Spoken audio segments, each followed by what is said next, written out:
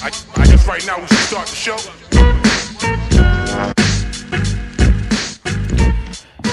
Yo, welcome back to the JV podcast. Um I'm just a little frustrated. A lot of technical difficulties pre-show, so I'm a little bit like fed up with this cuz this is like the fourth take of me doing it, but fuck it.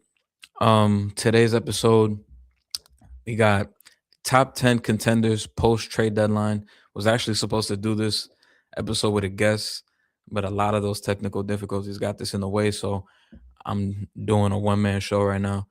Then at the end of the episode, I'm gonna do three bold predictions for the second half of the season. But some trending news right now throughout the league. The NBA has fined the Utah Jazz 500K and the Pacers 100K, saying that both teams sat healthy players violating the NBA's participation policy. And that has kind of been the whole talk of this week. How to get rid of tanking. The tanking is at an all time bad right now.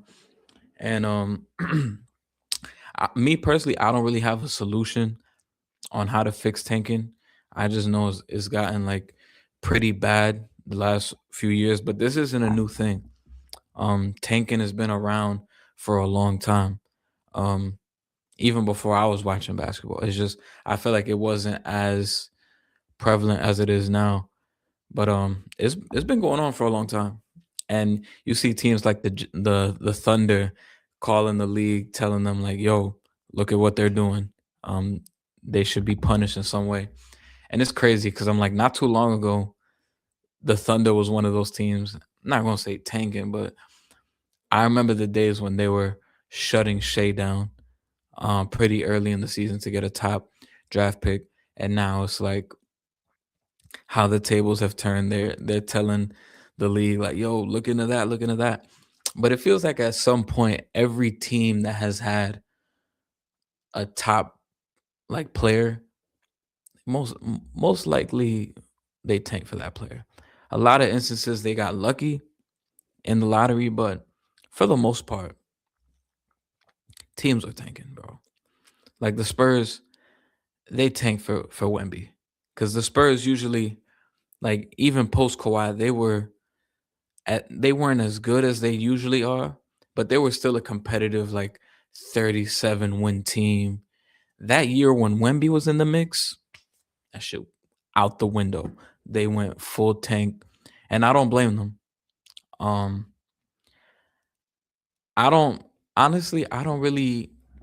I'm not mad at the teams that tank because like for teams like Utah, uh, and like the Wizards, the draft is like your best chance at getting top level talent because nobody is gonna go to the Wizards or the Jazz in free agency. It's just not gonna happen. The only way you're gonna get talent in the door is drafting players or collecting assets and buying at the deadline, just like we saw the Jazz do this year, acquiring Jaren Jackson, and just like we saw the Wizards do, acquiring Trey Young and Anthony Davis. So that's really the only way that these small market teams are going to be able to acquire talent. I'm not mad at teams that tank, but I don't like when it's egregious as like benching star players in the middle of at the end of a game, just like the Jazz just did. They were up by like 17 against the Magic. They sat Lowry and Jaren Jackson, and the Magic ended up winning by like 1 point. Shit like that is disgusting. Like when you have healthy players and you're sitting them out, that's the shit that's like disgusting. If you're playing everybody and the team just sucks, I don't care. I don't care. Or if you had good players and you traded them away and now your team is ass, like the Bulls. Like the Bulls I could respect because they're not like you could say they're tanking, but they got rid of Kobe White. They they brought in a bunch of guards and they're just losing like that. That I could respect that tank. But when you're sitting out healthy guys, like what the Pacers did the other night, Against the Knicks, they played all their guys. They played Nimhard, they played Siakam, they played Neesmith, they played everybody. Then the next night they had to play the Nets. They sat everybody. When you do shit like that, I don't respect it at all. But I'm not mad at teams for doing, like, if teams did what the Bulls did, trade all their guys, and now we're gonna be bad. Not even like tanking, like sitting guys out. We're just trading, and we're just gonna have this team full of guards go out there and whatever. I could respect that tank because it's an ethical tank. It sounds funny, but it's true. Um, what the Thunder did years back when they used to sit Shea and all that I wasn't really fucking with. But I don't really know what the solution is. I've seen a lot of people throughout the week saying that they should get rid of the draft completely and just have the top prospects be able to pick where they want to go. And if they choose a higher or a big market team, they would get a smaller rookie salary. And if they choose a smaller market team, they would get a bigger rookie salary. So, I mean, it sounds cool, but I feel like you have to sell the NBA. I mean, as fans, you got to sell like the hope of like the chance that you're going to get one of these guys. Like, not too long ago, the Knicks were garbage. And I remember thinking having the chance of getting Zion on the Knicks. And I feel like that for some of these bad teams, like that is like their hope every year, like to get a top 3 pick, to get the number 1 pick. Once you strip that away, it's just like you give these guys the opportunity. Like if I'm a Kings fan, I'd be sick to my stomach because none of these motherfuckers they're not gonna ever want to go to the Kings. Like if you give these prospects the opportunity to pick, who the fuck is gonna pick the Kings? Like respectfully. So I feel like the draft gives these fans hope of like, all right, we have something to look forward to. And even the NFL, like there's no lottery in the NFL. It just goes by team record. And there's no fuss in the NFL about teams egregiously tanking. Like there's no fuss at all. And in the NBA, it's just I feel like in the NBA the tanking is a lot more blatant. In the NFL, it's like, all right, we might sit out this quarterback, um, or we might play our starters for a half. But it's not as blatant as the NBA. There hasn't been this outrage in the NFL when it comes to the draft, just like it is for NBA.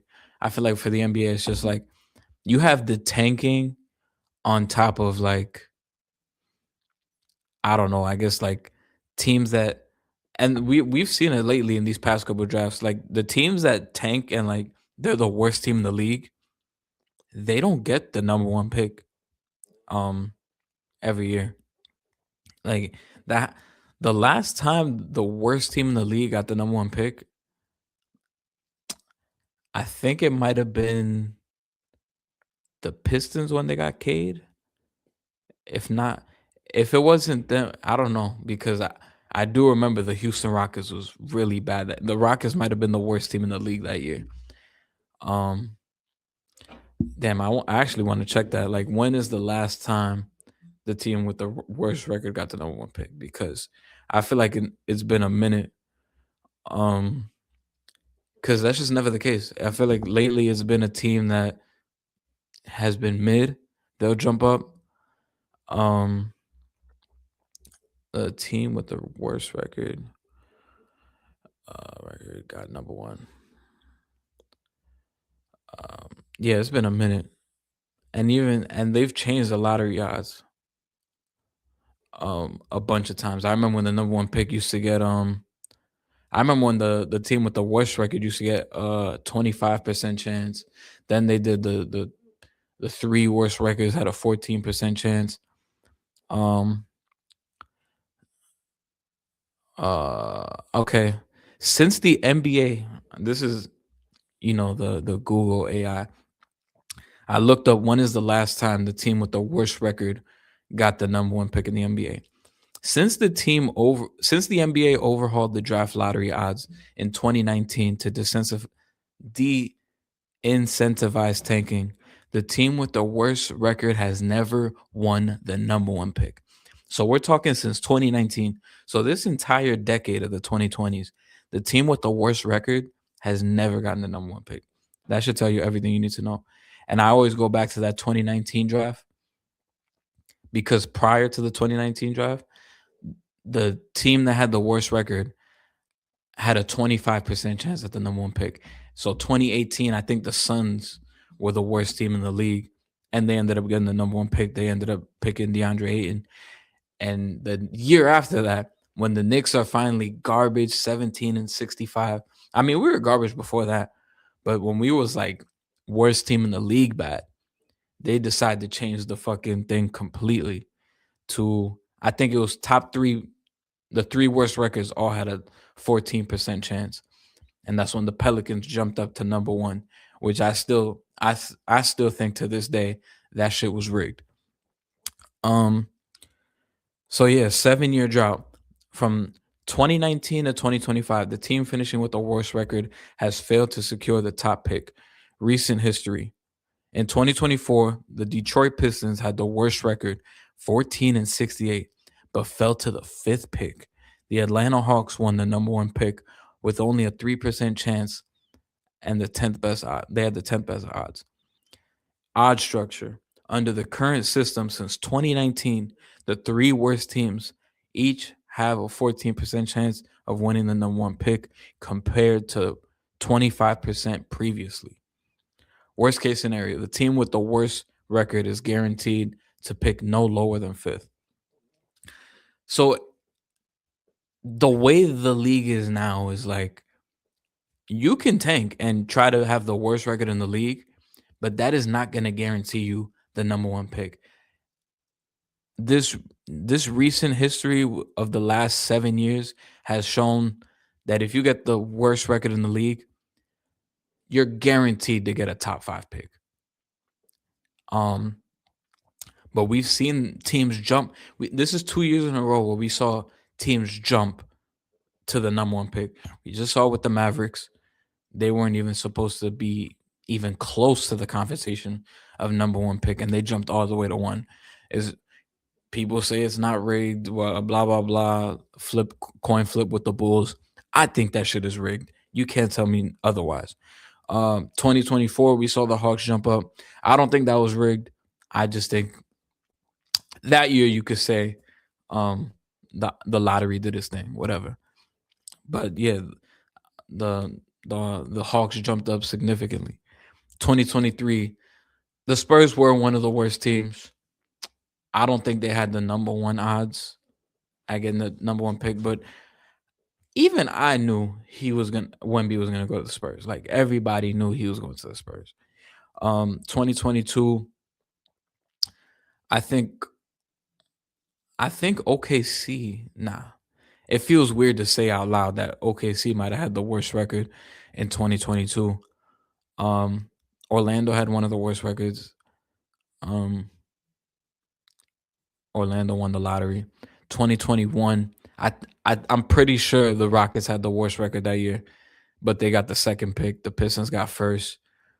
2020, I don't remember who had the worst record that year. Might have been the Warriors. I don't know. But the Timberwolves got it that year. But yeah, there's no guarantee that the worst team in the league is gonna get the number one pick. And the unfortunate part about it is now I'm looking at the Timberwolves. The Timberwolves won 19 games in 2020. I gotta see if they had the worst record in the league. The Warriors had the worst record. The Warriors were 15-50. They got the second pick. The Timberwolves were ninth. The Timberwolves had the third worst record, and they got the number one pick. The Cavs were like the second worst team in the league, and they got the fifth pick that year. I remember. Yeah. The Bulls were 22-43, and they got the fourth pick. So it's just unfortunate. Like the lottery, the worst part about the lottery too, um, these last couple years is that you have all of these star guys going to going to the Western Conference.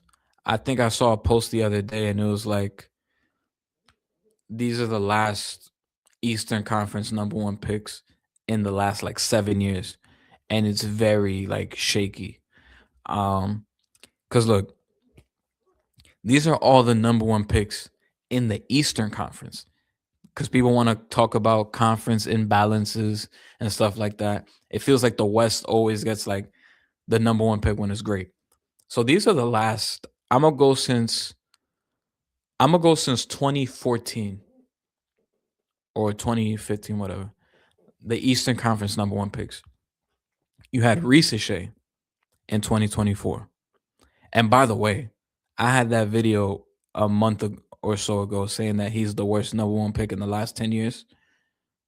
Y'all got to stop coming for me because y'all saw last night in the Rising Stars game, he had 0 points, 0 for 4.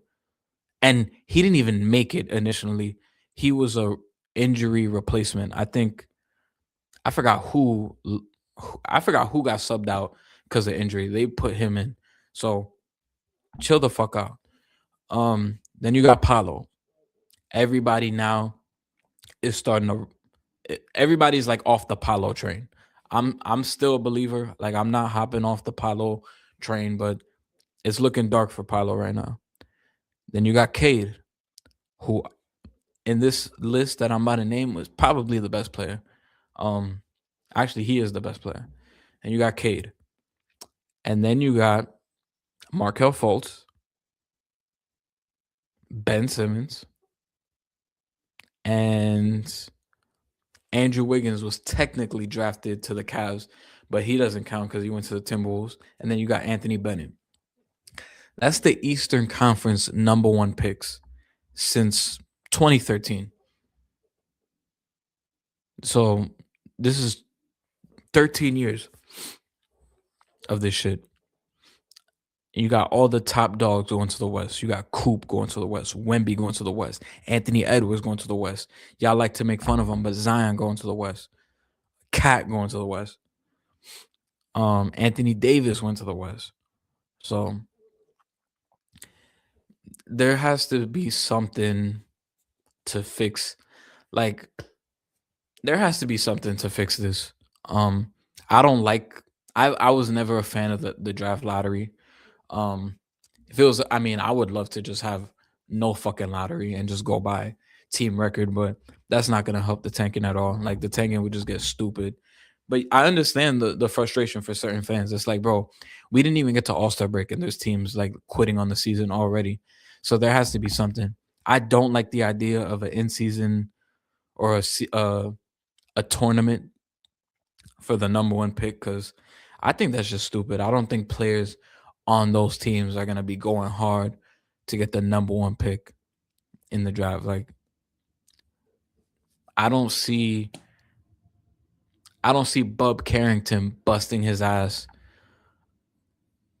to potentially get Darren Peterson in there, and then that means goodbye to his minutes.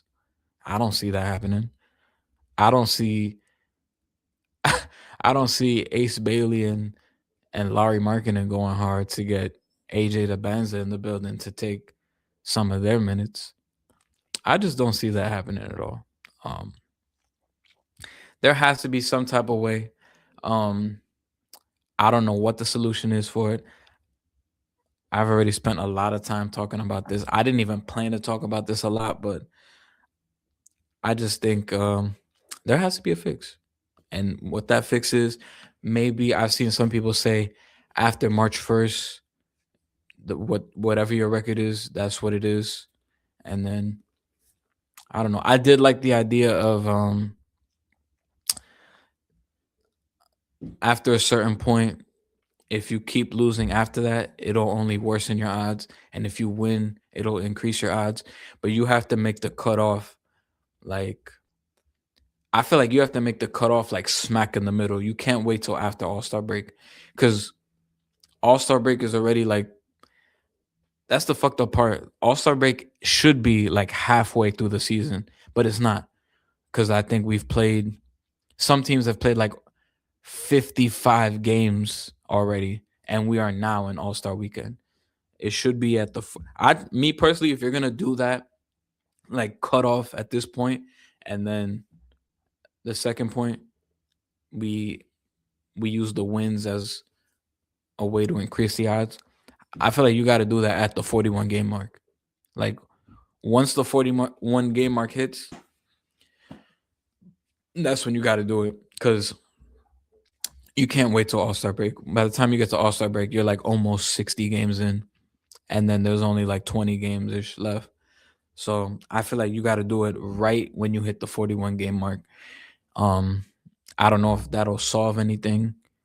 Um, maybe teams would just I don't know because the argument for that would be like some people could probably counter that to me by saying that teams are just gonna be dog shit in the beginning and then try in the second half of the season. But I feel like my counter to that would be Adam Silver got to really get on ass because if you're gonna really try to tank in the beginning of the season, especially when you're selling tickets and all this to season ticket holders, you really got to pay like find them like a hefty fee if they're gonna want to tank at the start of the season, and you might have to include like reimbursements to the fans if they're gonna try to pull that at the start of the season.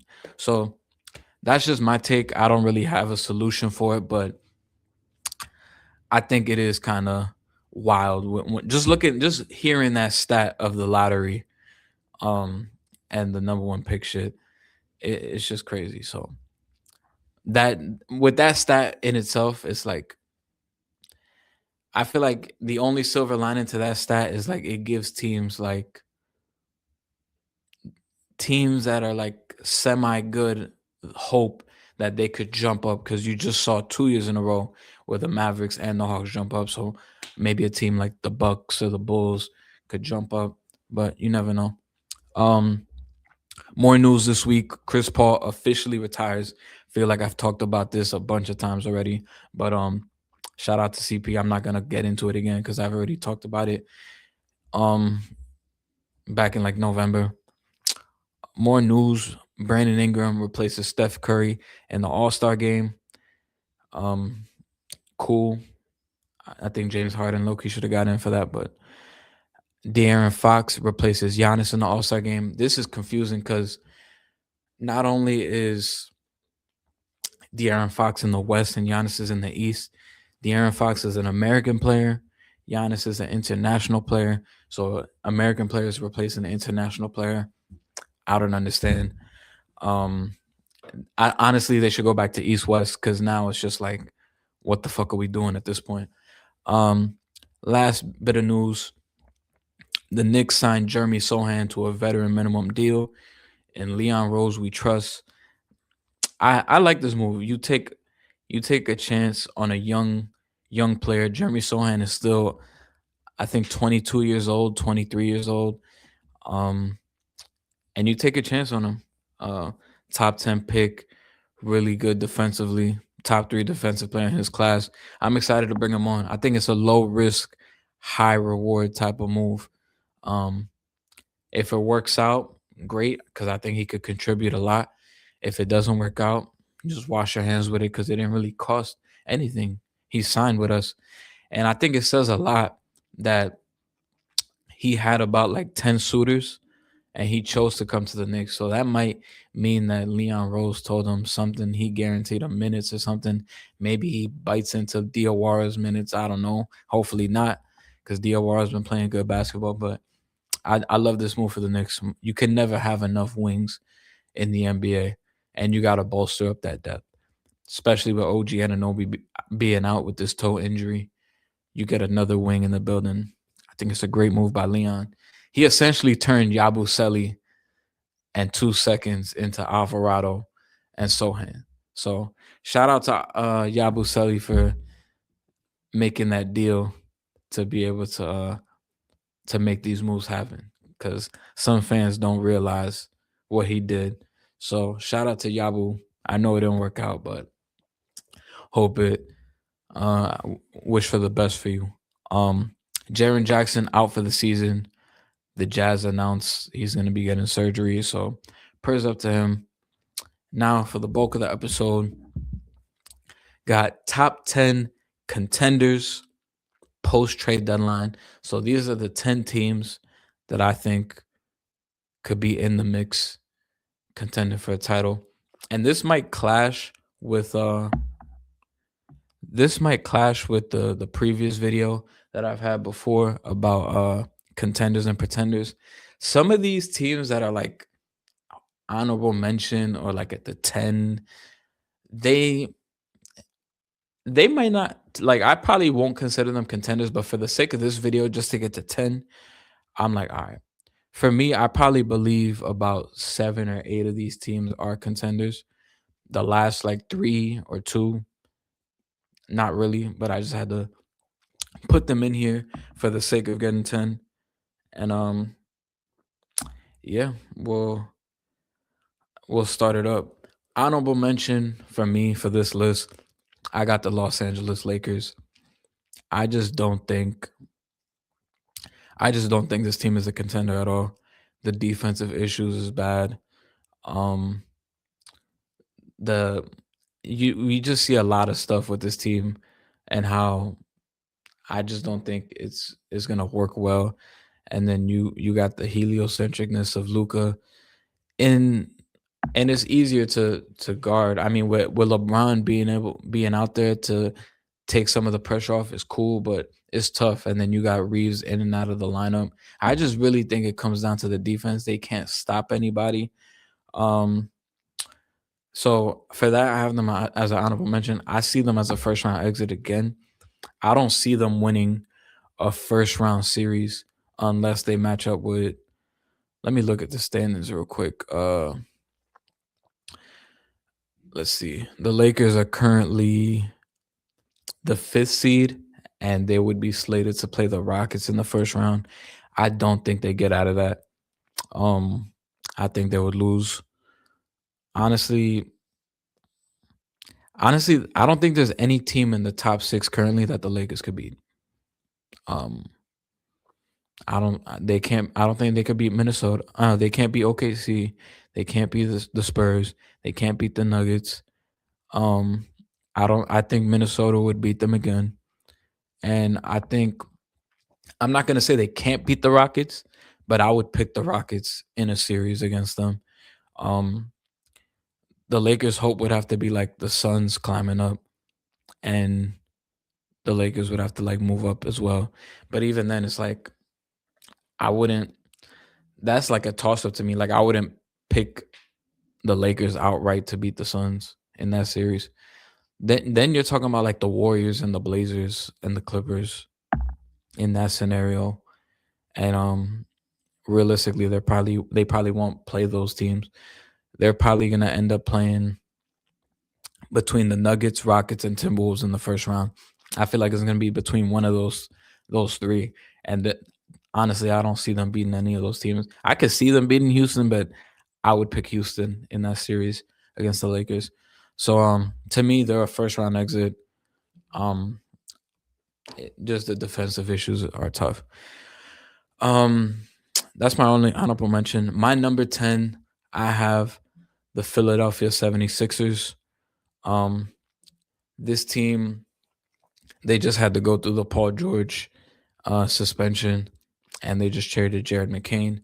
But what we've seen from this season from this team, Tyrese Maxey has had an incredible season. He all-star starter. Some people think he should be all NBA first team. He's had a tremendous season. The energy and spark we've seen from VJ Edgecombe is another thing. And then the resurgence of Joel Embiid playing like his normal self. Um, if you're able to sustain that and go into the playoffs with Embiid playing this way and Maxi playing this way, I feel like the sky's the limit for this team. So we'll see. I have them at my 10 currently. Right now, they are currently the 6th seed, so they would have to play the Knicks in the first round. Um, it would be a good series. I would still pick the Knicks, but I feel like it'd be interesting to see this team against the Cavaliers, against the Celtics, um, in that situation, because maybe depending on how the bracket falls, could potentially see this team in the conference finals, and at that point it'll just be about health. But I would put them at 10 for now because it's like there's still some questions like Joel Embiid did ask the front office to bring in somebody off the bench to be like a spark plug, and they didn't do shit. All they did was give up Jared McCain, and then they didn't do anything else. While the Cavaliers brought in Harden, Schroeder, Keon Ellis, the Knicks brought in Jose Alvarado, and they just brought in Sohan, TBD, how that looks. The Celtics just brought in Vucevic. Um, so yeah, the teams around them or above them, they all got better. They all made acquisitions at the deadline. So that's the one thing that'll be concerning. And obviously, the health with Embiid is always gonna be a question, but they should be getting Paul George back like towards the end of the regular season. And Paul George hasn't been the Paul George of old, but like he has given them something um for this team. Kelly Oubre has been playing pretty good. I like the minutes that Dominic Barlow has provided for this team.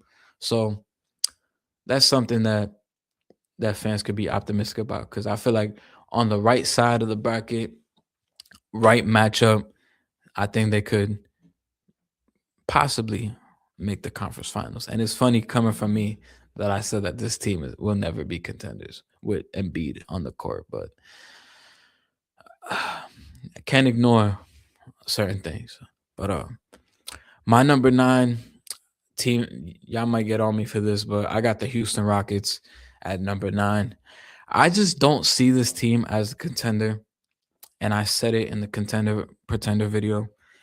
Um, I feel like personally, as soon as Fred VanVleet went down, their chances at contender status just went out the window. And people will probably be like, how good do you or who do you think uh Fred VanVleet is? I don't think he is a superstar player, but I think he is something that this team needed. And I think what killed them even more is the loss of Steven Adams. And just him being on the glass, it was a big that was a big loss for this team. It's just not the same as it used to be. Um, and it just hurts because the half court game for them, half court game offensively is kind of shaky. At the end of the games, you are really nervous for this team because you don't know what the fuck is gonna happen. This team still doesn't have a point guard. Um, I feel like teams in the postseason are they're gonna dare Amen Thompson to shoot the basketball, and that's gonna be a glaring issue. And they're gonna box him in, leave him open, and it's gonna be tough.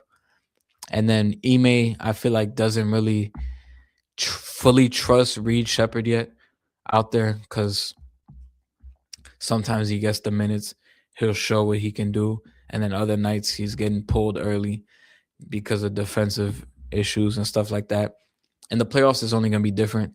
And I could see Ime being like reserved about playing Reed extensive minutes because some teams, especially like I mentioned earlier, if you play the Lakers, I mean, I would pick Houston still, but if you play the Lakers and you put Reed Shepard out there, Luca and LeBron are gonna be, and Austin Reeves are gonna be hunting Reed Shepard down to the point where it's gonna be, yo, Reed, we can't play you because you're gonna be barbecue chicken for Luca, LeBron, and Austin Reeves. So Ime is gonna have to come to terms with, yo, like we need the spacing out here. Like we need Reed because he does hold value, but on the defensive end, it's like Jesus.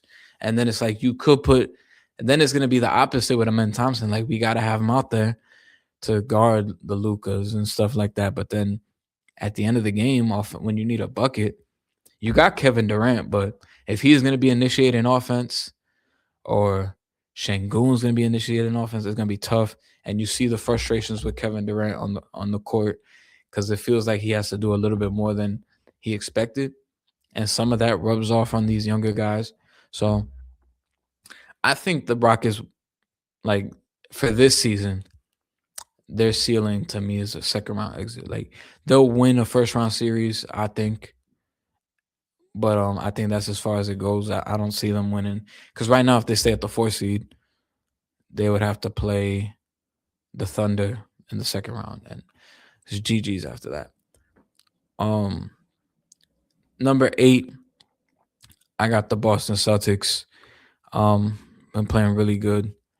Obviously, this maybe they go higher. I mean, they'll probably go higher if Jason Tatum comes back. It's starting to feel like a real thing that he is coming back because he's been doing. He got sent to the G League with the main Red Claws. He's doing 5-on-5 work, and it's like rumors that he's potentially going to come back in the beginning of March. So feels very real, but I wonder if that'll ruin the dynamic of this team with Jaylen Brown having the season he's having. Will they clash? And you got to get Tatum up to speed, and how long is that going to take? And then it's going to be playoff basketball, and that's going to be tough games to just jump into off rip. I don't think it's the best idea, but with the way the Celtics are playing, you can't really ignore it because as a team, they're playing great. Like you can't even deny it. They are currently second in offense still. I feel like I've been saying that for the last 3 weeks, and I got to double check. Like, are they still second in offense? But yeah, they are second in offense still, and defensively, they are eighth. So that is a good recipe for this team. They just acquired Vucevic, which I feel like in the playoffs, he probably will get hunted. That's going to be something that they're going to have to figure out, staggering the minutes between Kata and Vucevic. Because Kata, I feel like you make that Vucevic move if you feel like Jason Tatum is coming back, because then you'll get the remnants of that, of what they had in 2024 with Porzingis being able to space the floor and protect the paint with the shot blocking ability. But Vucevic doesn't offer that. So he is going to kind of be a one-sided player in that aspect. But I think what Kate has been able to do this year for this team has been remarkable. And Derek White lately has been struggling, but maybe he finds his rhythm soon back again. Peyton Pritchard has had his up and down moments against the Knicks. He really struggled against them, but against the Bulls, he really showed up. But we'll see. I think this Jaylen Brown season is going to continue. We'll see if him and Tatum. I don't know. I don't know how that's going to work, but I think the Celtics could win a playoff series. Without Tatum, I think they could win a playoff series. With Tatum, it depends like how he looks when he comes back. If he does come back in March, that'll give him like a good like month of playing regular season games and then going into the playoffs. But I don't know how I feel about Jason Tatum going into the playoffs. Like it hasn't even been a full year yet, and we're talking about him coming back. So it's tough. It's tough, very tough. But I have them at 8 right now. At 7, I got the Cleveland Cavaliers. The Cleveland Cavaliers, obviously, with this James Harden trade, first 3 games with James Harden, they look great. I don't want to overreact to it. I see a lot of people overreacting and saying, "Oh, this is gonna be the team that comes out the East." Blah blah blah. This is the year. I'm not gonna go that far to say that because I just know how it is with James Harden. Every time he starts with a new team, honeymoon phase, it looks good in the beginning, and then we know how it ends. And those 3 games, I believe they played the Kings, they played the Nuggets, and they played the Wizards. 2 of those teams are like the worst teams in the league. The Nuggets game, I'll give them. The Nuggets game was a great win. Like, can't take nothing away from that. But they do look good. They still are missing Evan Mobley. He has yet to play with James Harden. Max Strus still hasn't played. But there are makings of this team that there's a lot of promise. Harden is going to take up a lot of pressure off of Donovan Mitchell. He is going to make Jared Allen look good. I think Dean Wade and Samara are guys in the playoffs that you can trust, um, that you could trust to put out there, hit big shots. Dean Wade could be somebody on the defensive end that you could trust as well. And those are things that you can look forward to, especially guys like Dennis Schroeder, who has playoff experience, Keon Ellis, somebody who I think could work well within the system. That's something you could look forward to. And in the last 10 games, the Cavaliers are 9-1. So that is something they could hold their hat on going into the second half of the season. So I think this is a team that, with the right side of the bracket, they could make a good playoff run. Right after the All Star break, they have the Nets and the Hornets, but then it gets rough. It gets kind of scary because then you got OKC, you got the Knicks, you got the Bucks. Well, the Bucks isn't scary, no disrespect, but then you got Pistons, Nets, Pistons, Pistons, Nets, Pistons, Celtics, Sixers, Magic, back to back Mavericks. Yeah. So we'll see what the Cavs are made of in this March stretch. Cause it's gonna be pretty tough. Cause you're gonna have Knicks and Pistons like right after the All Star break. Actually, no, not right after. Maybe like a week after the All Star break, you're gonna have Knicks and Pistons. And then the week after that, you're gonna have Pistons, Celtics, Sixers, Magic. That's a tough stretch. Even though, like, say what you want about the Magic, everybody's like they've been pretty mid this year. Um, but the Magic, that's a team like they're physical. Feels like you're getting hit with baseball bats every time you play them. So, but the Cavs, yeah, I would have them right here in this group. So that was what 10, 9, 8. So I had the Cavs at 7. Number 6, I got the Minnesota Timberwolves, and I feel like the Timberwolves deserve this respect. The way Ant Man has been playing, he's been tremendous. Julius Randle's been having a good year. The addition of Ayo Dosunmu, I think that was a really good pickup. And currently they are 6 in the West, but I don't let that define who they are. I think this team is great. In their last 10 games, they are 7-3. So you have to they are on the positive side in the last 10 games. And Minnesota, one of the best defensive teams in the league. They are currently 6th in defense. So and they are 5th in offense, 6th in defense. So that is a great recipe for this team. And with that addition of Aldosumu gives you a much needed bench punch with him and Nas Reed. I feel like that's a tremendous pickup. You were also able to finesse Mike Conley to come back. That was that was smart by the Timberwolves to be able to finesse that. But yeah, I feel like you gotta give them the props for doing that. And I gotta give a shout out to Dante DiVincenzo this year, playing real good basketball, giving you 13 a game, averaging 38% from three on 8 attempts. He's really knocking it down. So you got to give him that respect. They are almost a top 5 defensive team and a top 5 offensive team. Um, so I feel like that in the mix. This is a team that could very well. I don't want to say make the conference finals again because I feel like it's gonna be tougher to get there. Because right now they are the 6th seed, so they would be slated to play the Nuggets in the first round. I would pick the Nuggets, but the Timberwolves have historically played the Nuggets pretty well. So I feel like the best case scenario for the Timberwolves, they'd have to get into that 4 or 5 range.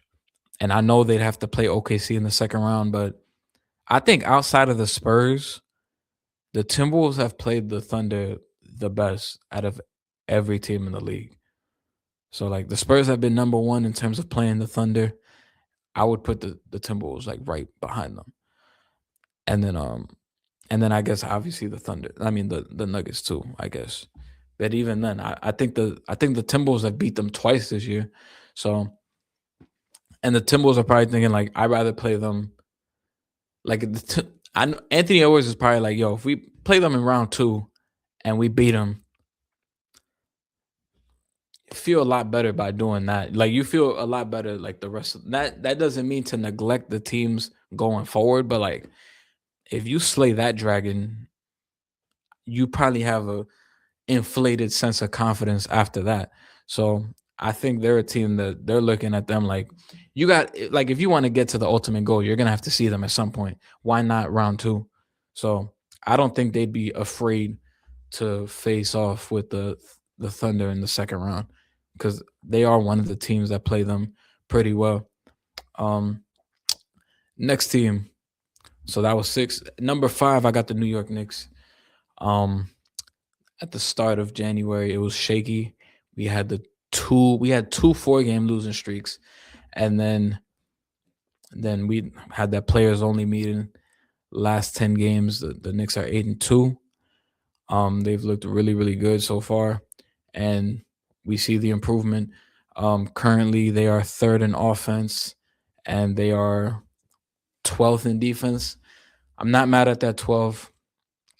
I think maybe it could get a little bit higher. Obviously, when OG comes back and then we integrate Sohan in the lineup, but it's an improvement because there was at one point where we were like 17th in defense, and I'm like 12th.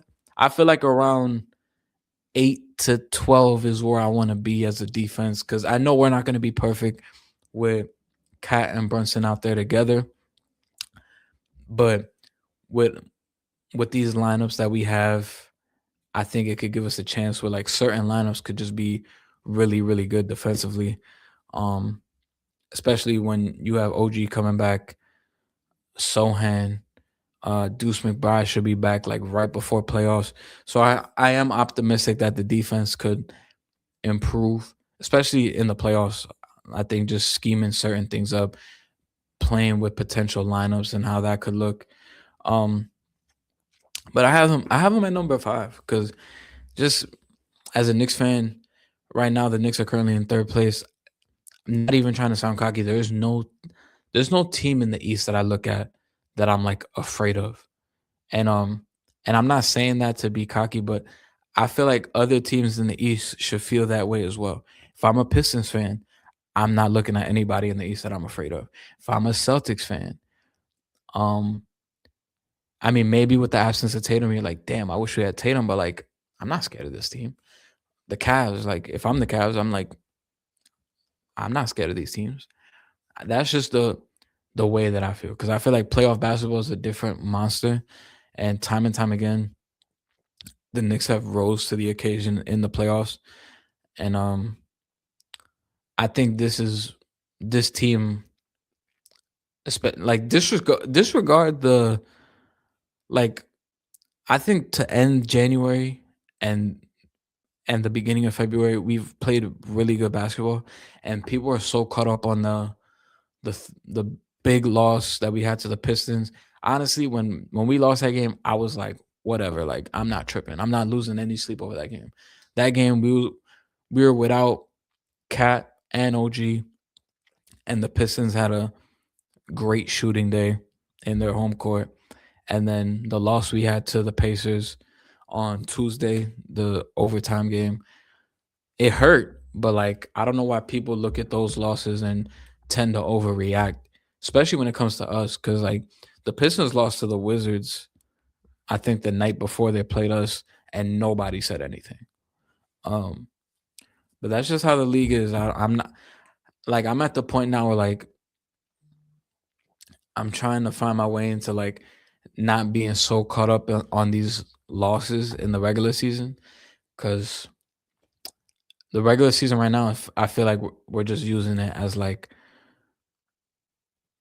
like testing out different lineups and stuff like that. I think that's really just what we're using the regular season for, and we're seeing Mike Brown tighten up these rotations, and we're seeing guys step up to the plate. Like shout out to Mohamed Diawara, he's been playing really really good minutes when he's given the opportunity, and we're seeing the confidence grow with his 3-point shot.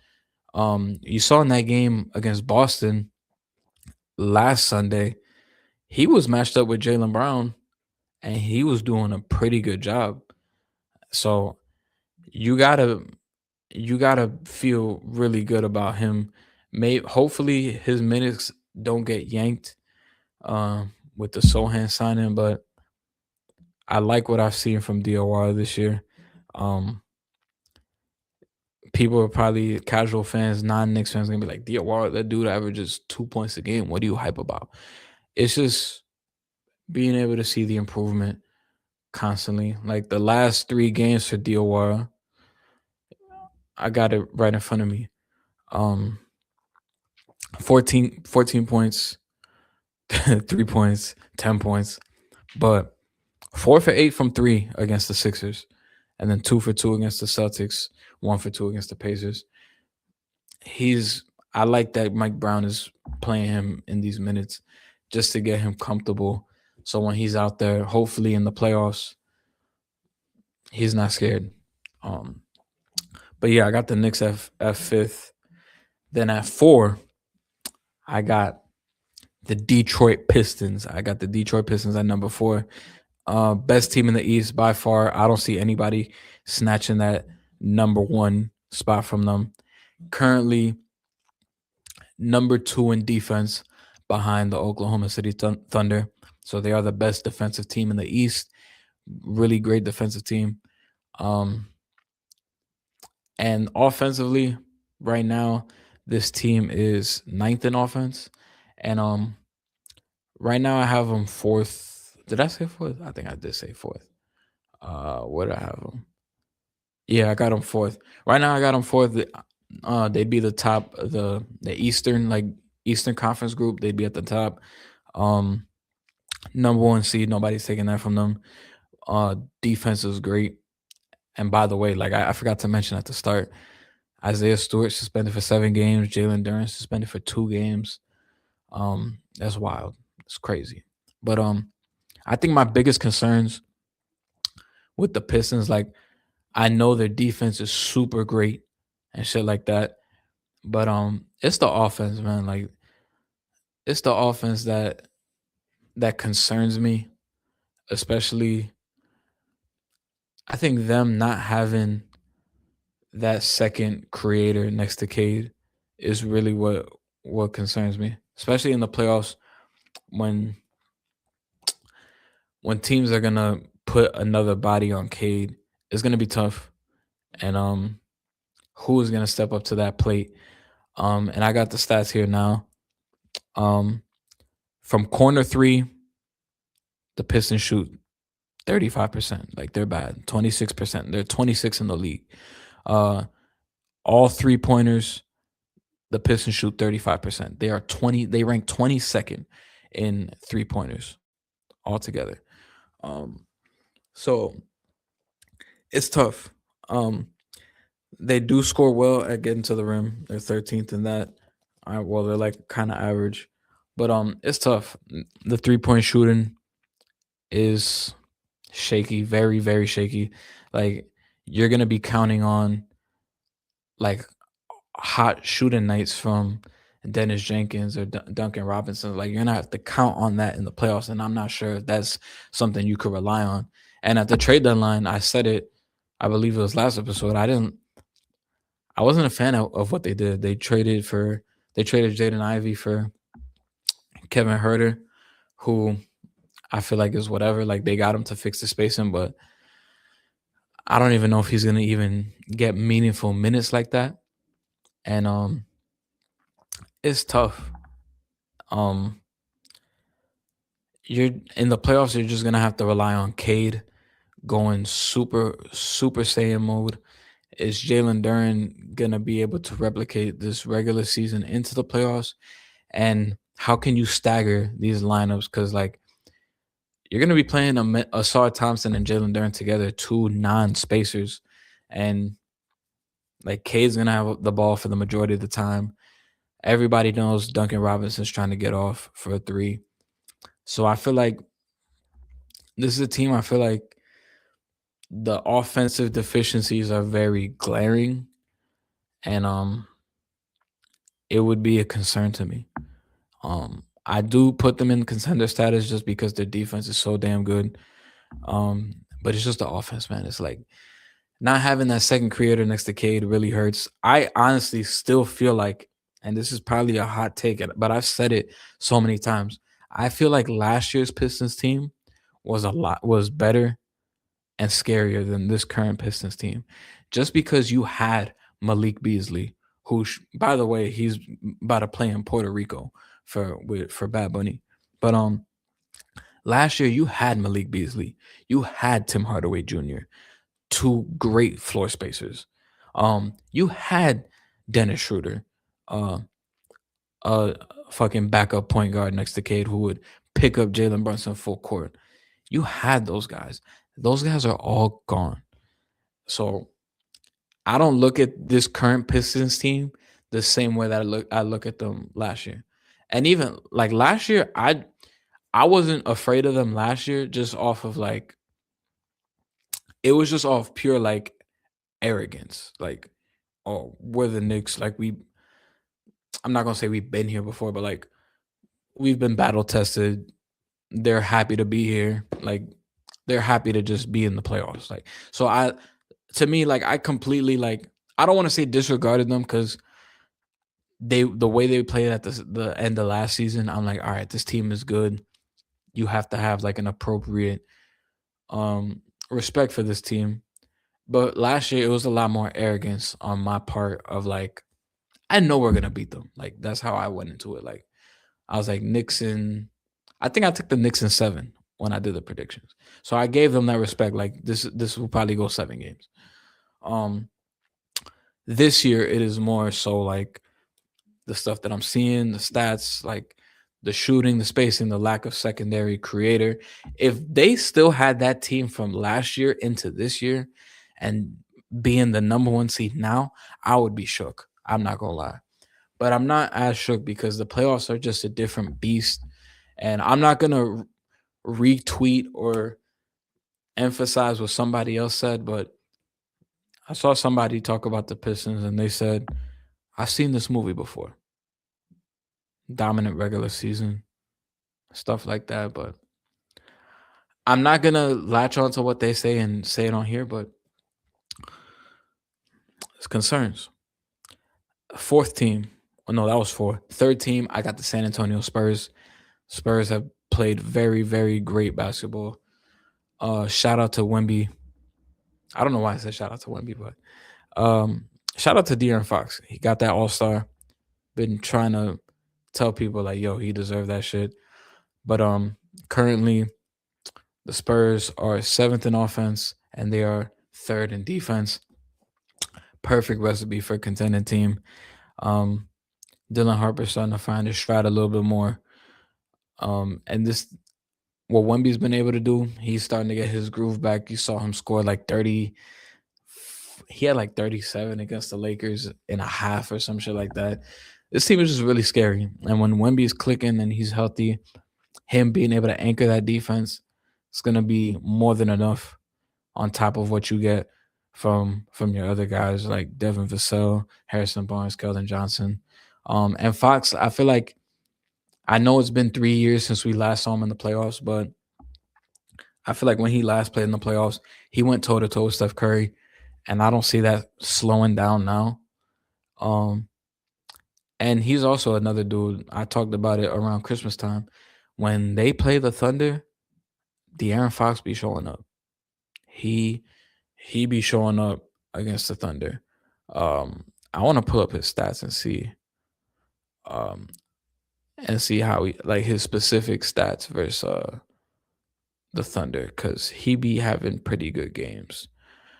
Let's see.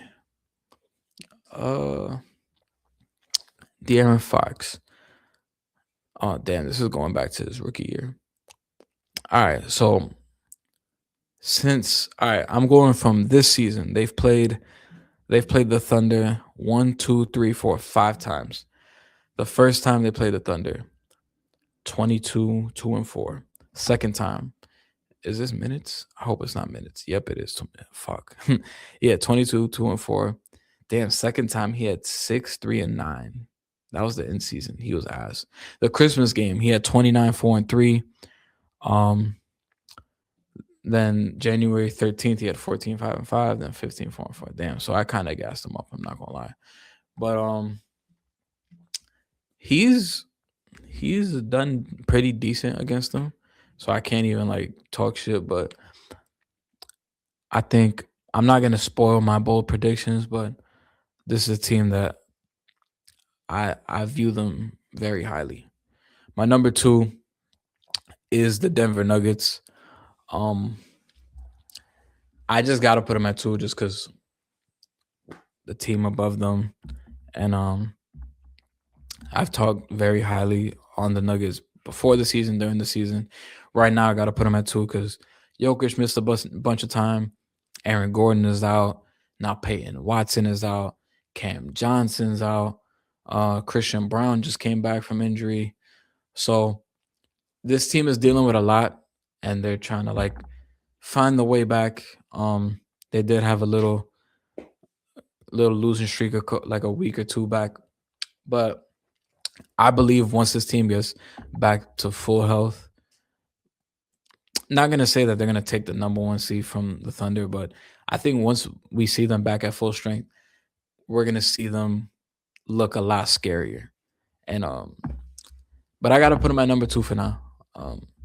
Number one, obviously, OKC Thunder. Wasn't even a question. Like they're number four on offense, number one defense. OKC, you already know, best record in the league. Nothing much to say about them. Feel bad for OKC fans or any team or any fans of the number one seed is always like, yeah, I don't got much to say about them. But so I'm gonna read off my top 10 again. At 10, I got the Sixers. At 9, I got the Houston Rockets. At 8, I got the Boston Celtics. At 7, I got the Cleveland Cavaliers. At 6, I got the Minnesota Timberwolves. At 5, I got the New York Knicks. At 4, I got the Detroit Pistons. At 3, I got the San Antonio Spurs. At 2, I got the Denver Nuggets. And at 1, I got the Oklahoma City Thunder. So that is my top 10 contenders. And now, to end off the show, I got 3 bold predictions for the second half of the season. If you guys have any, you guys could leave them in the comments. But all right, I'll start off with my first because I have them numbered here 1, 2, 3. But I feel like the first one that I wrote down is a little bit too. It's too good to be the first one. Like it got to be the second or last one. All right, my first bold prediction. I think the Houston Rockets will get bounced in the first round, and you kind of saw like hints and glimpses of me talking about it when I was talking about Houston on this contender list. But I think depending on who they play in the first round, I think they could very well be a first round exit, especially if we're talking about if they match up. Like if I think the Timberwolves are only like a game or like half a game back from the Lakers. If Minnesota gets that fifth spot and Houston stays at 4, I would pick the Timberwolves over the Rockets in a series. But yeah, and then even the Rockets and Lakers, I would pick the Rockets in that series, but I don't think the Rockets beat them in 5 games. I think that's a series that probably goes like 6 or 7 games. So yeah, I really think it depends on the matchup, but there's nobody I look at in that top 6 with Houston, and I'm just like, yeah, they'll definitely win that. I can't say that. I feel like everybody is like, yeah, like they could beat you. Phoenix is 7th. Could I see them cracking into the top 6? I don't know. They could. I don't think Golden State could crack into the top six. Don't think Portland could crack into the top six. The Clippers definitely not going to crack into the top six. So Houston really got to worry about Lakers, Minnesota, maybe Phoenix. I mean, I think if Houston matches up with Phoenix somehow in but even if Phoenix jumps up to 6, because I think even if Houston jumps up, I mean, even if Phoenix jumps up to 6, Houston would have to climb up to 3rd, which they could do, but I don't think they will. I feel like that 4 through 7 is gonna shuffle a lot in the West. But yeah, that's my first bold take. The Houston Rockets will get bounced in the first round. My second bold take is the Detroit Pistons won't make the NBA Finals. And for some, I don't know if this is even a hot take for some people, but I don't think they'll make the finals in the East. I just think the way that team is, and I just talked about it with the lack of a second creator and the shaky spacing, I feel like in the playoffs is going to be, I'm not going to say easier to defend, but I don't think they're going to be having like some of these games that they've had in the regular season in the playoffs. It's going to be a lot different when a team could key in on you for 7-game series and they know your strengths, they know your weaknesses, they're watching all the film, all of that. I do think they'll go to the conference finals. I just don't think they'll make it to the finals. I just don't see it. I mean, if they get there, if they get to the finals, like I'll be the first person to say I was wrong. But I just don't think they'll make it to the finals. Not this year. Maybe in the future, but not this year. And my last bold prediction is the San Antonio Spurs will make the Western Conference Finals.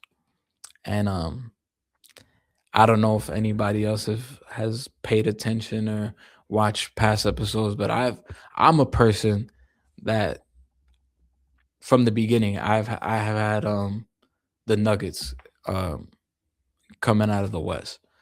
So that means for me, I have a Nuggets Spurs WCF. That means OKC is not in the mix. It's a pretty bold take, I know, but we'll see. That means, I mean, as of right now, that probably isn't even possible. That conference finals matchup of Nuggets and Spurs, because they'd have to play each other in round 2. So that just isn't possible. Like the only way it would be possible is if the Nuggets fell to 4 and they played the Thunder in round 2 and they beat them in the second round. That's the only way it'd be possible. They almost did it last year. The Nuggets almost beat the Thunder in round 2, took them to 7. Aaron Gordon's hamstring was done. So that'd be the only way. But I think I'm gonna stick to my take. I think the Spurs will make the Western Conference Finals. I feel like a series between them and the Nuggets would be so crazy. I would love to see that, but I'm gonna pick the Spurs as my team to make the Western Conference Finals. The team that they face, I don't know. We're just gonna have to wait and see till the standings finish up. But yeah, those are my 3 bold predictions for the second half of the season. But that's gonna do it for this episode of the JV podcast. If you guys are listening on audio, please like, give us 5 stars. If you're watching on YouTube, please like, comment, subscribe. If you can, please hype the video because it does do a lot for the algorithm. If you follow us on TikTok at the JV Podcast, follow me on Instagram at the JV Podcast 1. Appreciate you. I'll see you next week. Peace.